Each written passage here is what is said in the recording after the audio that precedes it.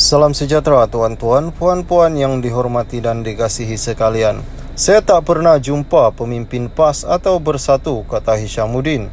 Bendahari Agung BN Hishamuddin Husin menafikan dia bertemu pemimpin PAS atau bersatu bagi membincangkan kerjasama selepas PRU 15. Dia berkata demikian selepas pengurusi PH Anwar Ibrahim dilaporkan membuat dakwaan itu. Saya tak pernah jumpa pemimpin PAS atau bersatu untuk membincangkan kerjasama. Lagi satu fitnah tanpa bukti dari Anwar, katanya di Twitter. Terdahulu berita harian melaporkan Anwar mendakwa pemimpin BN termasuk Hishamuddin untuk bertemu pemimpin PN membincangkan kerjasama membentuk kerajaan selepas PRU.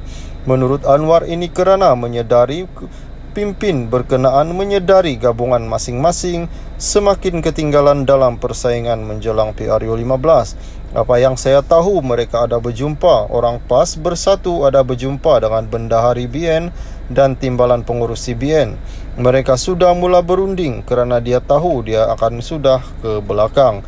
Jadi kenapa tidak beritahu rakyat terang-terang, katanya seperti dilapor berita harian ketika program temu rapat mengundi di Sekincang, Selangor. Jadi, semua cakap soal kutuk saya, kutuk sini tolak UMNO, UMNO tolak PAS dan bersatu. Itu wayang kulit saja, katanya. Salam sejahtera tuan-tuan, puan-puan yang dihormati dan dikasihi sekalian. Mesej WhatsApp dijatuhkan Tokmat adalah palsu.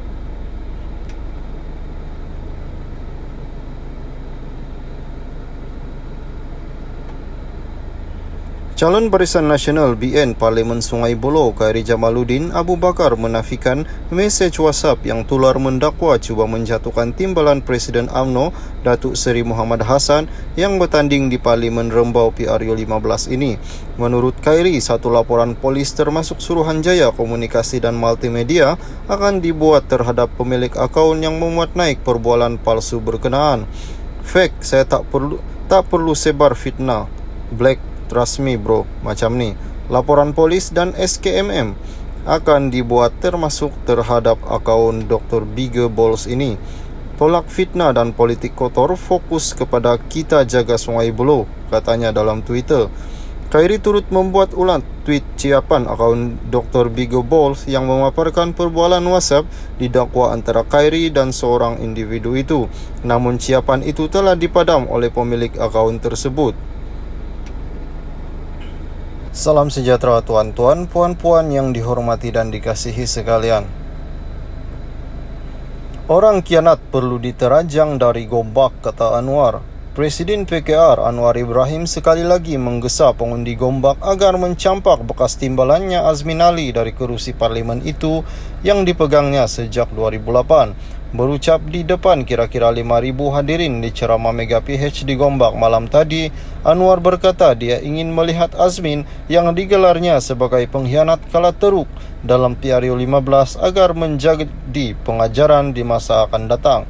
Saya chief dan saya cakap yang pengkhianat mesti diterajang keluar dari Gombak. Anwar juga membangkitkan kisah Si Kitol, iaitu watak yang dikaitkan dengan kejatuhan Kesultanan Melayu Melaka di tangan Portugis pada abad ke-16. Si Kitol disula sampai mati. Saya bagi contoh sejarah sebab sejarah Melayu ajar kita supaya pun jangan khianat.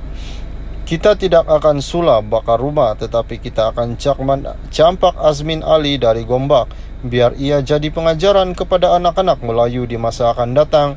Jangan terima orang khianat amanah, katanya. Pada 2020, Azmin dan 9 ahli parlimen PKR meninggalkan parti itu di tengah-tengah kejatuhan pentadbiran PH. Kebanyakannya menyertai bersatu yang membentuk kerajaan baru pimpinan Muhyiddin Yassin. Antara naratif kempen Azmin pada PRU 15 adalah menyatakan langkah Sheraton bukan pengkhianatan terhadap mandat rakyat. Menyasarkan Anwar, Azmin menyifatkan bekas ketuanya itu sebagai bapa pengkhianat susulan peranannya dalam PKR Kajang pada 2014 dan PRK Port Dickson pada 2018. Azmin mendakwa PRK Kajang bertujuan mencatur Anwar sebagai Menteri Besar Selangor manakala PRK Port Dickson untuk mencapai cita-cita menjadi Perdana Menteri. Bertujuan mencatur Anwar sebagai Menteri Besar Selangor pada 2014 dan langkah Port Dickson untuk mencapai cita-cita Presiden PKR itu menjadi Perdana Menteri. Sementara itu Anwar juga berkata dia tidak yakin Ismail akan mengurangkan jumlah menteri jika kembali sebagai Perdana Menteri selepas ini. Dia juga mempersoalkan kemampuan pengerusi PN Muhyiddin Yassin untuk memimpin negara. Dia cakap dia Perdana Menteri terbaik. Dia dan Menteri Kesihatan Khairi Jamaluddin buat dasar COVID-19. Sampai sekarang berapa meninggal dunia, berapa kos vaksin. Mana tender syarikat siapa yang dapat? Tak tahu.